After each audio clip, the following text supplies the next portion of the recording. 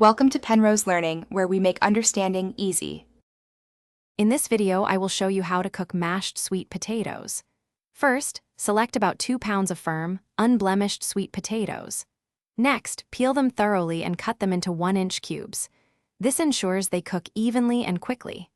Have your other ingredients ready, such as 4 tablespoons of unsalted butter, 1/4 cup of milk or cream, and a pinch of salt and pepper. Now, let's get cooking. Place your 1-inch sweet potato cubes into a large pot. Cover them with cold water, ensuring the water level is about 1 inch above the potatoes. Bring the water to a rolling boil over medium-high heat. Once boiling, reduce the heat to a gentle simmer and cook for 15 to 20 minutes, or until the sweet potatoes are fork tender.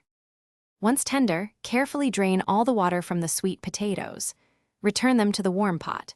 Now for the fun part, mashing. Use a potato masher or a fork to mash them until they reach your desired consistency, from slightly lumpy to perfectly smooth. Stir in 4 tablespoons of unsalted butter and 1/4 cup of warm milk or cream, along with salt and pepper to taste. Before serving, always taste your mashed sweet potatoes and adjust the seasonings if necessary. You might want a little more salt, pepper, or even a touch of brown sugar for extra sweetness. Serve them immediately as a delicious and comforting side dish.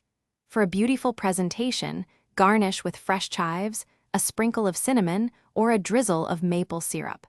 Enjoy your homemade mashed sweet potatoes. Thanks for watching. If this was helpful, leave a like and consider subscribing. See you next time.